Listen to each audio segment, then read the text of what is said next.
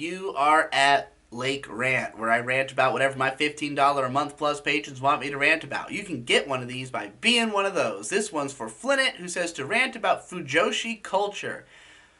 I don't really think I can speak on Fujoshi culture that strongly, as I am not a Fujoshi. However, I am fascinated from a distance by the difference in how marketing to Fujoshi works versus anime fans.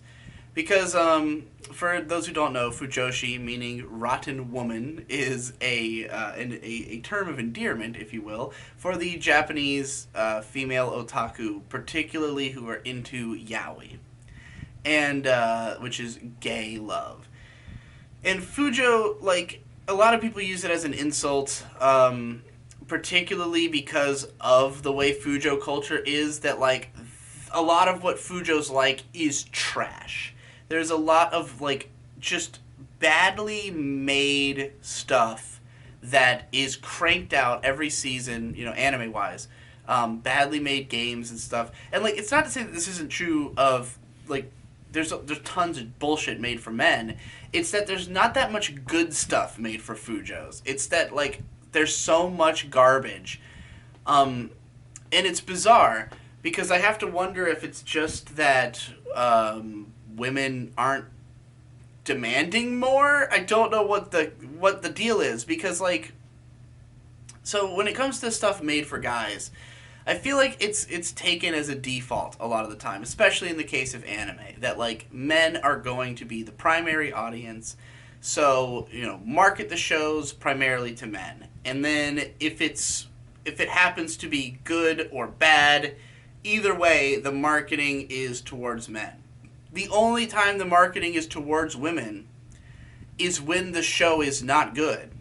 It seems like. It seems like the only shows that get marketed to women are shows that are like specifically made for women.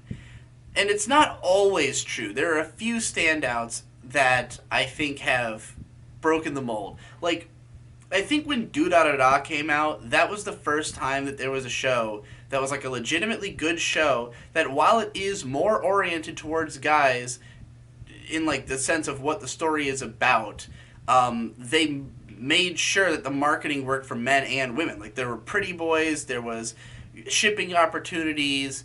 They didn't make it like overtly fan servicey when it came to the female characters. Like the girls are hot, but there's not like titties being shoved in your face. It doesn't seem like it's really oriented towards men or women. It's just for whoever, and it was extremely successful with Fujos.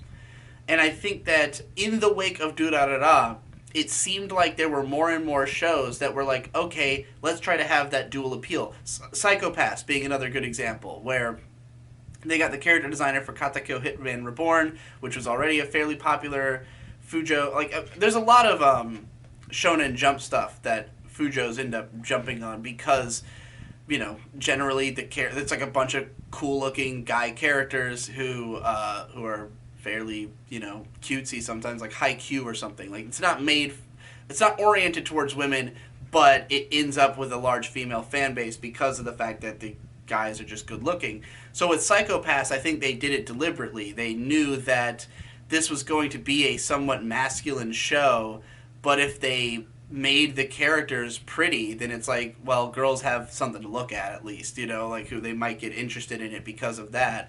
So that's good marketing towards women and men.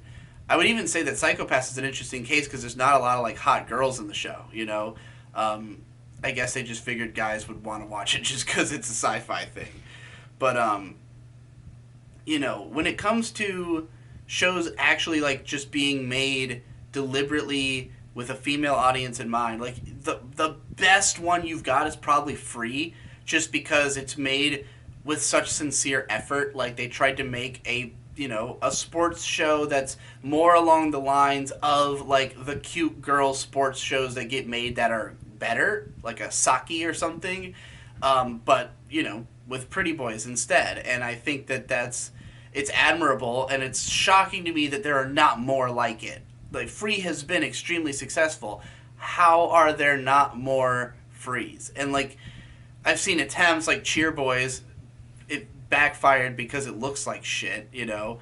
Um, I guess every once in a while there's a Fujo bait that's like above average, but we just haven't gotten like stuff that's on the level of like a K-On! Or something, you know, as a Fujo show. And I'm not sure why, because the Fujos do represent a huge part of the market. Like, they buy lots of shit. They, you know, there's a lot of female anime fans. If you think of it in terms of like, fucking Kamike, like, a whole day is just Yaoi Day, you know, and like, and it's still around.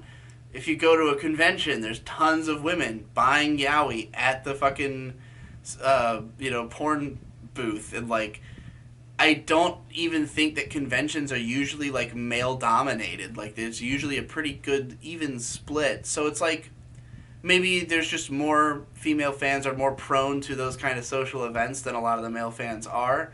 It's hard to say, but it just seems to me like the Fujo audience is big enough that there should be Fujo pandering shows that are better than the ones that we get.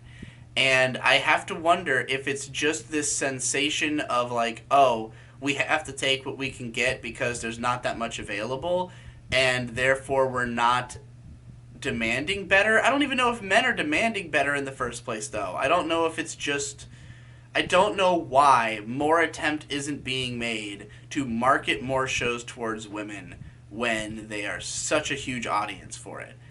Um, Obviously, some studios are doing a good job of it. You know, Kyoto Animation understands, Production IG understands, um, but I don't know how many other people do.